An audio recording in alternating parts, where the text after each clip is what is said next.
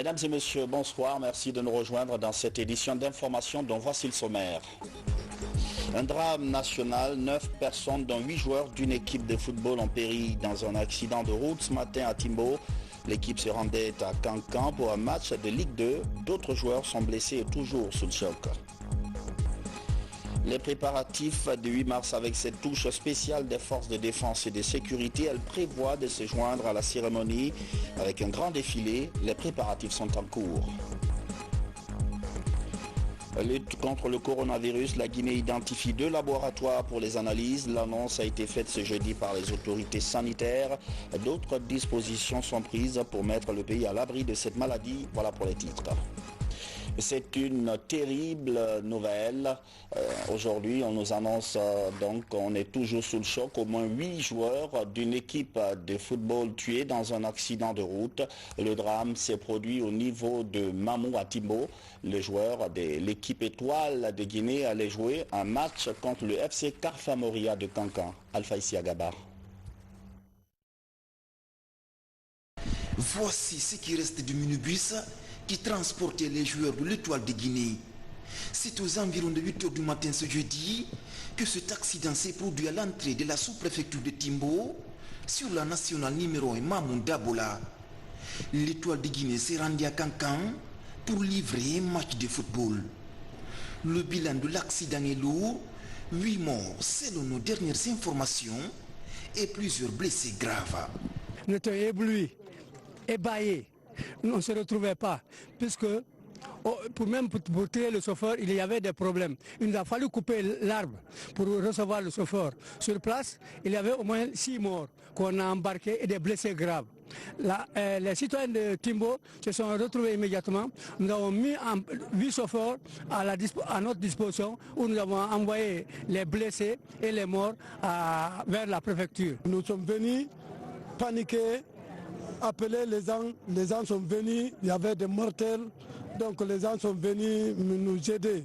On a mobilisé tous les corps à part, les blessés à part. Donc maintenant on a déplacé 6 véhicules pour amener les gens qui n'ont pas décédé. On a transféré ça à l'hôpital sous-préfectoral de Mamou. Les victimes devraient affronter ce week-end l'équipe de Carfa Moria FC au compte de la première journée de Ligue 2.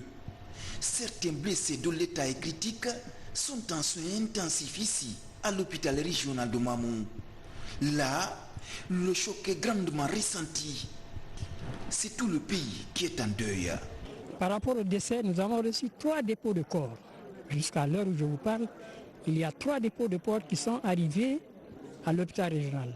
Par contre, on nous informe qu'il y a 4 autres en route qui sont comptabilisés, théoriquement comptabilisés. Toutes les dispositions sont prises, aussi bien sur le plan de la logistique que sur le plan du personnel pour une bonne prise en charge des malades. C'est une douleur nationale, dans la mesure où une équipe à fleur d'âge a mission de football. À l'heure actuelle, nous enregistrons 8 décès et tous les autres sont blessés graves, ils sont à l'hôpital. Selon les premières informations recueillies sur place, l'excès de vitesse serait à l'origine de cet autre cas d'accident de la circulation. Une situation qui relance encore une fois le débat sur la problématique de la circulation routière en Guinée. Au moment où on prenait ces images, les autorités préfectorales et sanitaires de Mamou multipliaient les efforts pour le transfert des corps et certains blessés à Conakry. Tués, il y aurait une 9e victime. Cet après-midi, la Ligue guinéenne de football professionnel a fait une déclaration. Le général Mathurin Bangoura, président de cette ligue, est au micro de Kabafodi. Le monde du football guinéen a été réveillé ce matin par cet accident grave qu'a connu l'équipe de l'Étoile de Guinée qui partait jouer son premier match de Ligue 2 à Cancan. Et quand nous avons été informés, très rapidement, le secrétaire général a reçu les instructions de rentrer rapidement en contact avec la Ligue de Mamou, qui jusqu'à maintenant est en train de gérer cette situation. Les dernières informations que nous avons reçues,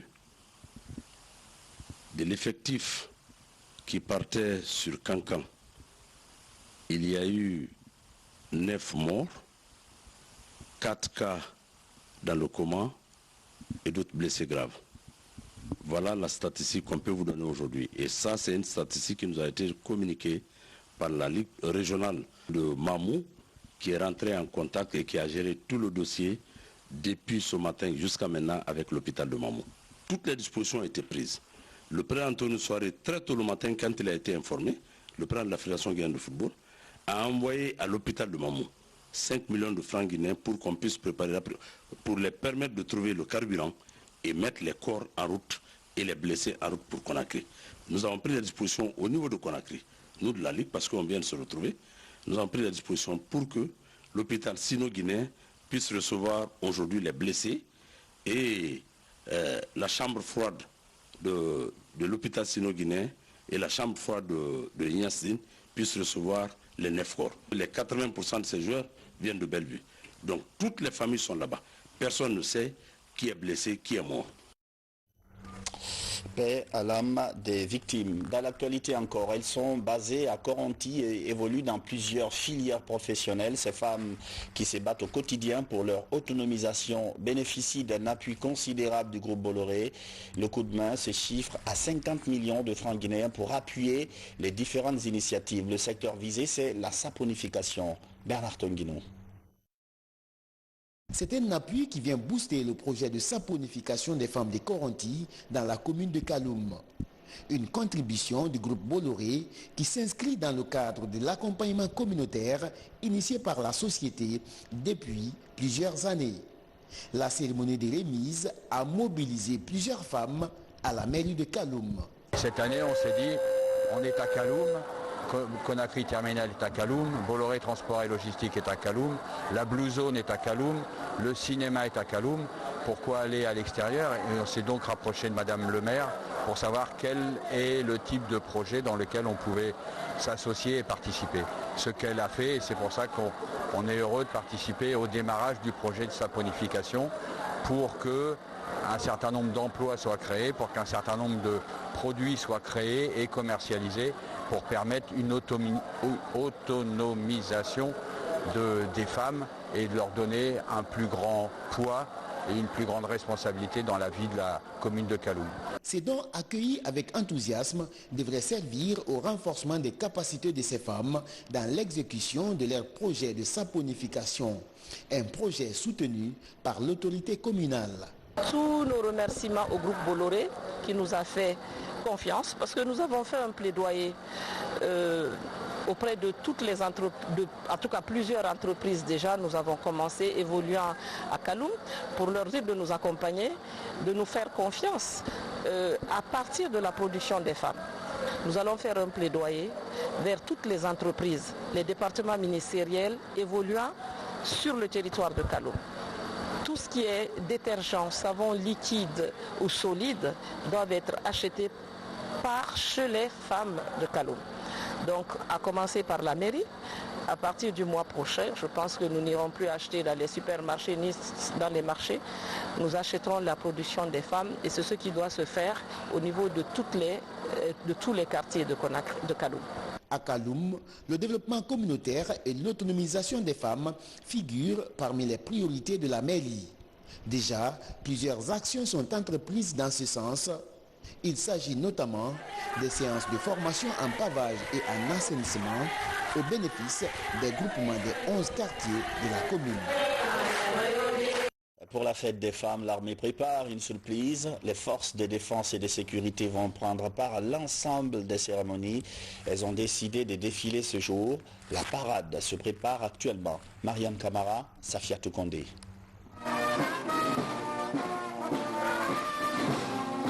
Menton relevé, torse bombé, démarche synchronisée. Rien n'est laissé au hasard. Nous sommes au camp Alfaya Diallo où les femmes des forces de défense et de sécurité sont dans les préparatifs du 8 mars. Une séance de répétition stricte. Pour ces dames en uniforme, pas de temps à perdre. Elles le savent comme d'habitude, leur participation à cette grande cérémonie est très attendue. Nous sommes avant tout femmes. On était femmes avant de prendre la tenue. Demain, on sera femmes après la tenue. Donc on ne peut pas fêter la femme dans le monde sans que l'armée ne soit dans la partie. Vous avez l'armée de terre, la marine, l'aviation et la gendarmerie. Mais aussi, vous avez on dit forces de défense, ça c'est la défense. Côté sécurité, vous avez la police, vous avez la douane et les conservateurs. Donc en tout, vous avez les 7 unités représentées ici pour participer, pour préparer la fête internationale de la femme. Bien que ce corps de métier soit spécial, des avancées significatives sont enregistrées quant à la prise en compte de la dimension genre au sein des forces de défense et de sécurité.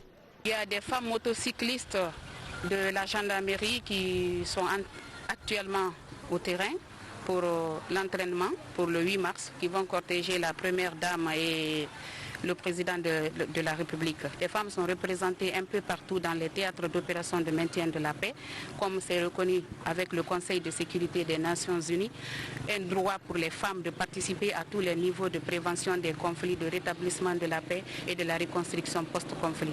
Tant que les violences contre les femmes perdureront, nous ne pouvons affirmer faire de réels progrès vers la paix, l'égalité et le développement. Il y a eu beaucoup d'avancées par rapport à l'implication même des femmes au niveau des opérations de maintien de la paix.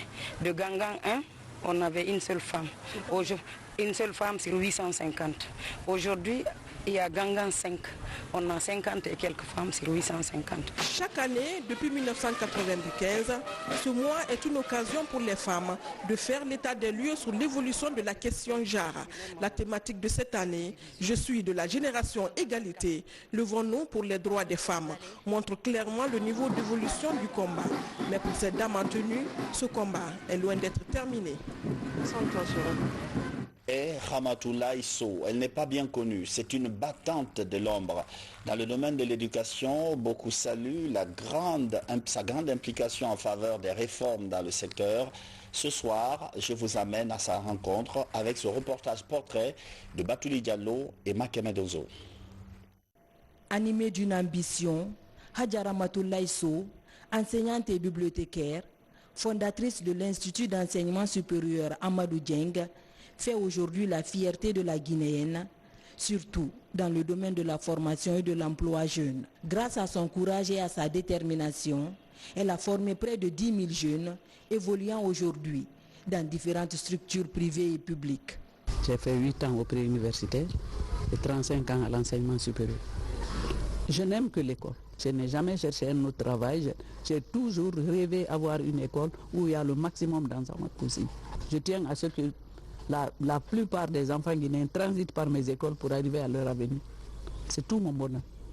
Depuis quelques années, cette enseignante de profession se bat pour une éducation de qualité et un apprentissage devant déboucher sur un emploi.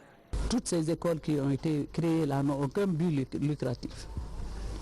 Ce n'est pas l'argent que je cherche, c'est la réussite des enfants guinéens que je cherche. Il y a les parents qui démissionnent ou alors qui sont trop occupés par rapport aux autres fois. Ce qui fait que les enfants, quand ils reviennent de l'école, on jette le sac et on va devant la télé. C'est très rare que les parents soient aussi imposants pour amener les enfants à aller vers leur révision, à aller apprendre leurs leçons. Vous allez appeler tout de suite un enfant, vous allez dire 4 fois 3, il faut qu'il cherche un téléphone ou alors sa tablette. Pour un système éducatif solide et une formation réussie, il faut une ressource humaine bien formée, selon cette responsable d'institutions d'enseignement privé. Il faut faire la formation des enseignants. Tous les vieux enseignants qu'on met à la retraite là, tous ceux qui peuvent se tenir debout, moi je crois qu'on doit continuer à les garder pour qu'ils donnent le bon exemple aux enfants. Ce n'est pas qu'on soit jeune ou qu'on soit vieux, ce qu'on cherche, c'est que la personne soit capable et qu'elle soit de bonne foi. C'est la formation des apprenants qu'il faut fortifier. Diplômée en études supérieures en 1976, Hadja Ramatoulaye est le fruit de l'université Gamal Abdel Nasser de Conakry. Grâce à son combat, elle a été élue femme de l'année en 2015 en Guinée et décorée femme leader en 2017. Un modèle qui continue de rassurer et d'inspirer les nouvelles générations. Hadja Ramatoulaye entend poursuivre son engagement dans l'entrepreneuriat et l'investissement. Produire tout en respectant Dame Nature, le procédé s'appelle agriculture bio.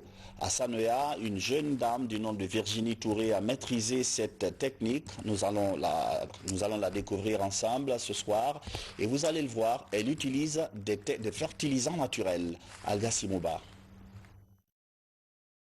Nous sommes à Dondolirouré, dans Sanoya, préfecture de Dubreka. Dans cette plaine de 7 hectares sont cultivées la banane, le maïs et des cultures maraîchères sous le label bio. Dans la culture, aucun pesticide n'intervient. Produire à grande échelle des aliments sans apport chimique est le défi de cette dame passionnée par le travail de la terre. C'est la préservation de la santé, préservation de l'environnement. Donc faisons attention à ce que nous consommons, mangeons sain, naturel, comme nos grands-parents ont toujours fait. Ils ne connaissaient pas de pesticides, ils ne connaissaient pas d'engrais. On faisait avec les méthodes à nous et tout le monde était en bonne santé. Fille d'agriculteur, Virginie Touré a opté pour l'agriculture biologique. Depuis 4 ans, elle pratique cette activité avec des fertilisants naturels. Pour réussir sa vocation, elle a suivi une formation adaptée en France et devient aujourd'hui l'une des rares africaines licenciées en agriculture biologique et la toute première guinéenne diplômée dans cette spécialité. Pour que vous ayez une agriculture qui respecte l'environnement, il ne faut pas remettre les mêmes productions à chaque fois. Il faut respecter donc la rotation des cultures. Aujourd'hui, je plante du soré, demain, sur le même espace, je fais du gombo. On va privilégier des légumineuses, les légumineuses, mais également, on va faire les associations de cultures. Il y a des cultures qui vont ensemble. La tomate va bien avec le poivron. Donc, en faisant ça, on a de la lutte biologique qui se fait automatiquement. Donc, on préserve l'environnement comme ça. L'agriculture biologique s'inscrit au cœur du développement durable. Un engagement pour le bien-être des générations futures. Avec son initiative, Virginie Touré veut encourager les jeunes à entreprendre en se lançant dans cette forme d'agriculture considérée comme l'une des meilleures solutions face au changement climatique.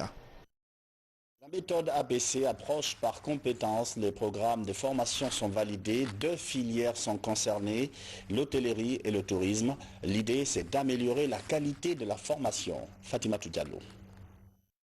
Depuis plus de 5 ans, nous assistons à la construction de nouveaux réceptifs hôteliers de standing différents à Conakry et à l'intérieur du pays. Faute de main-d'œuvre qualifiée pour leur gestion, on fait toujours recours aux étrangers. Pour améliorer les compétences locales et faciliter l'insertion des jeunes, les acteurs du secteur s'emploient à utiliser une nouvelle pédagogie avec de nouveaux programmes de formation et d'apprentissage. Avant d'élaborer et de réviser ces programmes, nous avons fait appel aux professionnels de l'hôtellerie pour nous dresser le portrait de leur métier. C'est en fonction de cela que nous avons élaboré le référentiel métier-compétences. Et sur la base des référentiels métier-compétences, il a été élaboré le référentiel de formation et l'ensemble de ces documents est assorti de différents guides. Donc une fois le programme validé aujourd'hui, ces programmes vont être implantés. La nouvelle stratégie sera basée sur les approches participatives à travers l'implication du secteur privé. Notre souhait, c'est qu'il soit mis à notre disposition une main-d'œuvre qualifiée pour le rayonnement du secteur, surtout du tourisme et de l'hôtellerie. Cette activité est une étape phare dans la mise en œuvre du sous-projet financé par la Banque mondiale à travers le projet Booster les compétences pour l'employabilité des jeunes. Le BOSEJ aide le secteur privé et les institutions de formation à se rencontrer et à déterminer les compétences qu'il faut enseigner aux jeunes pour qu'à l'issue de cet enseignement, qu'ils ne chôment pas. Donc nous sommes dès le départ impliqués, c'est nous qui les aidons à monter leur projet. ensuite financer le projet et suivre l'exécution de ce projet. En l'occurrence, pour ce qui concerne Saint-Faute et le consortium Saint-Faute, ils ont bénéficié d'un sous-projet pour aider les jeunes dans le domaine de l'hôtellerie et du tourisme, la pâtisserie et tout ça. Ces professionnels du secteur hôtelier vont ainsi amender les programmes révisés et les adapter au contexte guinéen. Ceci permettra à coup sûr de résoudre la problématique de la formation et de l'emploi des jeunes.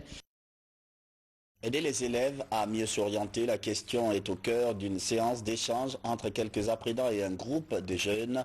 Il est question de proposer aux élèves des pistes de réflexion pour une meilleure orientation dans l'enseignement supérieur. Kerna Ousmane Diallo. Quel profil d'enseignement idéal faut-il choisir après l'obtention du BEPC? Ou encore, quelle filière professionnelle ou universitaire correspondrait à ce lycéen qui vient de décrocher son baccalauréat? Deux questions que se posent la plupart des élèves à un moment ou à un autre. L'absence de réponse précise conduit la plupart d'entre eux à opter pour des choix imposés par la famille ou tout simplement imiter des amis. Pourtant, le bon choix est déterminant pour un avenir professionnel épanoui et c'est ce qu'expliquent ces jeunes Léo aux élèves de Kipé en les invitant à adapter leur choix de formation post-BEPC ou post-baccalauréat en fonction de leurs compétences. Quand tu vois ton petit frère qui a obtenu le bac te demander, cher frère, que faire à l'université, ça c'est vraiment étonnant. En principe, avant même de faire le bac, il doit avoir son projet d'études et son projet professionnel. Donc c'est suite à cet ensemble de constats que nous nous sommes dit d'initier ce projet triennal d'orientation scolaire et professionnelle afin que nous aussi nous puissions contribuer à la formation de ces élèves-là. Certains peuvent dire je vais être chimiste, je vais être biologiste, je vais être pilote, mais si les capacités intrinsèques ne se prêtent pas à être pilote ou à être chimiste, il risque de perdre son temps en suivant cette filière.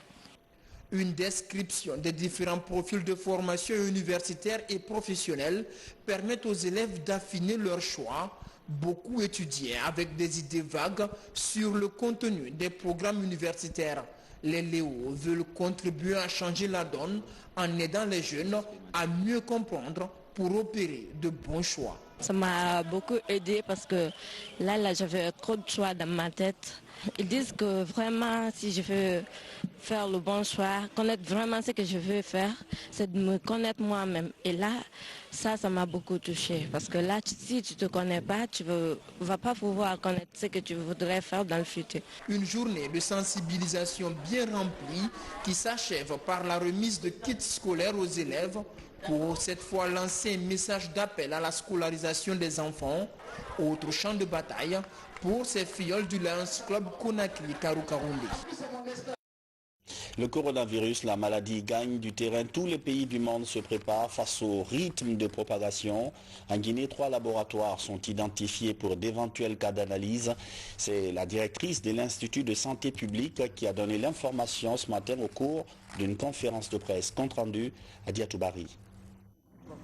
En matière de diagnostic de tout éventuel cas suspect du nouveau coronavirus, la Guinée annonce des capacités nationales de dépistage de renommée internationale. Ce laboratoire national de santé publique est l'un des 3 laboratoires de référence du pays capable de poser un diagnostic fiable des personnes suspectes du Covid-19. Situé à Nongo, le laboratoire est doté en équipement d'analyse de biologie moléculaire de dernière génération. Les différents échantillons soumis ici sont examinés minutieusement en moins de 10 heures de temps.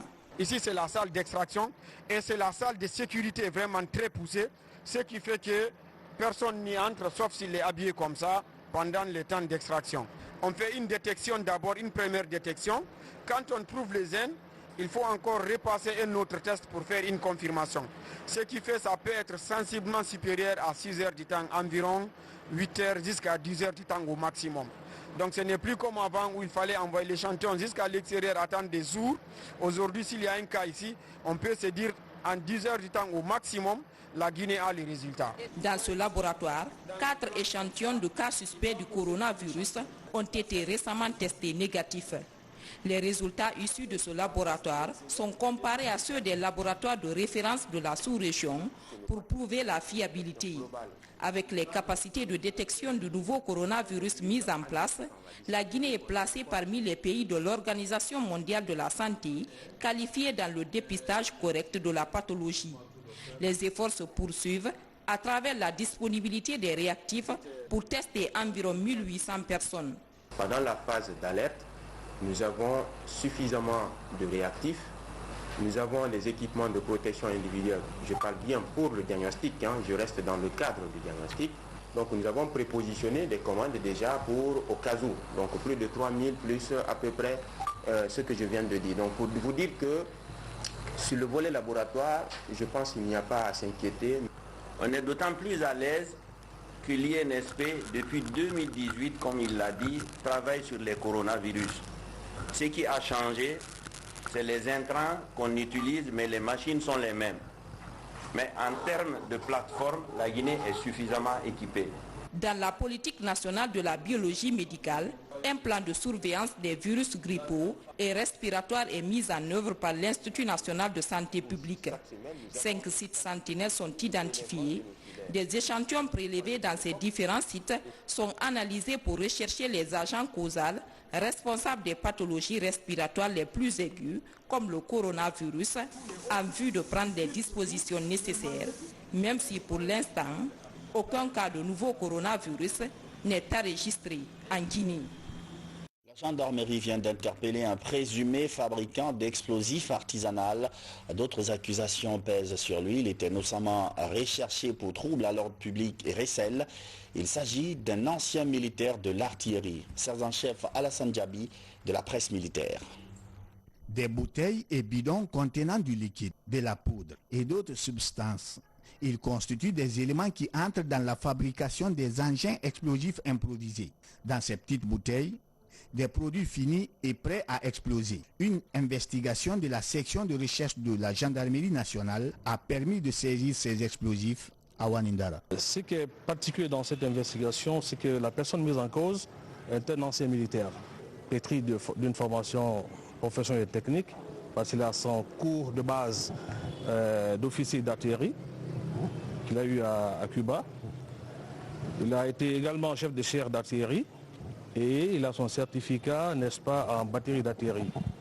Donc il s'est décidé, pour les raisons qui lui sont propres, de fabriquer des explosifs. Des explosifs qu'il a décidé, selon lui, de mettre à la disposition des individus pour que ces engins pyrotechniques soient utilisés contre les agents de force de l'ordre, des opérations de maintien d'ordre, que ce soit sur leur physique, mais aussi sur tout le dispositif engagé dans cette opération. Capitaine à la retraite Mamadou Saliou Diallo reconnaît avoir préparé ces explosifs. L'officier s'abstient tout de même de faire toute déclaration. Cependant, l'agent enquêteur témoigne. Nous avons réquisitionné l'unité de déminage des armées qui a fait l'expertise sur la létalité et tout autre effet lié à l'usage de ces explosifs. L'autre aspect le plus important, c'est qu'il s'était décidé alors de remettre ces engins-là à des individus qui ne sont pas forcément outillés à l'usage de ces engins. Donc même les porteurs, ça constitue un danger pour eux. Nous sommes intéressés à ces aspects-là. Il avait effectivement remis quelques jeunes sur lesquels nous avons saisi, n'est-ce pas, ces engins, et une perquisition opérée à son domicile nous a permis aussi de saisir les composantes, n'est-ce pas, qui rendent à la fabrication locale de ces engins pyrotechniques. En attendant d'approfondir les enquêtes, cet ancien capitaine de l'artillerie, Mamadou Saliou Diallo, est en détention préventive dans les locaux de la section de recherche de la gendarmerie nationale de Matam. Enfin, travaux publics, la route Lola-Bossou vient d'être réhabilitée. C'est une action de la Société des mines de fer de Guinée. La démarche vise à désenclaver la zone et faciliter l'écoulement des produits agricoles. Mohamed Saliou Paye.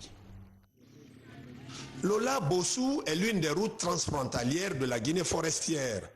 Reliant la Guinée au Libéria, cette voie était presque impraticable depuis 2 ans à cause de son état de dégradation très poussé.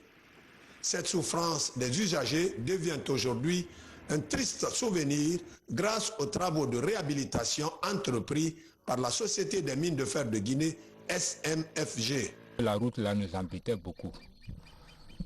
Moi-même, j'ai un véhicule, ça ne pouvait pas passer. C'est pourquoi j'ai cherché la moto là pour que je me débrouille pour rentrer à Bossou. Aujourd'hui, vraiment, ça va bien. La route est bonne, c'est bien bitumé, ça dépasse même le goudron. On faisait presque 1 heure de temps pour arriver à Lola. Rien que pour parcourir les 18 km à moto. Et surtout à l'hivernage, c'était même pas facile. Il arrivait à des moments où on faisait même le contour pour passer dans un autre village pour qu'on puisse sortir vers Bossou. Exécutés par le génie militaire, ces travaux créent de la joie au sein des communautés riveraines de cette société d'exploitation des mines de fer de Monemba. Entamé en ce début d'année 2020, l'ouvrage est remis officiellement ce jeudi aux bénéficiaires. Au-delà de l'aspect utilitaire que ce travail représente, nous voulons voir en ce travail une manifestation vraiment des relations de bon voisinage et des relations de compréhension qui existent entre la SMFG et toutes les communautés qui sont riveraines de Monemba. Une route qui relie le Libéria à la Guinée et une route qui est très fréquentée entre les deux pays. Ça permet de booster l'économie de ce pays et au niveau de la préfecture de Lola. Donc je suis vraiment satisfait. Je suis satisfait surtout de l'action du chef de l'État, son Excellence le professeur Alpha Condé, qui a créé les conditions d'attraction des investisseurs guinéens et étrangers dans notre préfecture. La construction de cette route s'inscrit dans le cadre de la responsabilité sociale et sociétale de l'entreprise RSE. Sa mise en exécution vient ainsi renforcer les relations entre la SMFG et les communautés vivant le long de sa zone d'implantation. C'est la fin de cette édition d'information. Merci de votre fidélité à la télévision nationale. Bonsoir et à demain.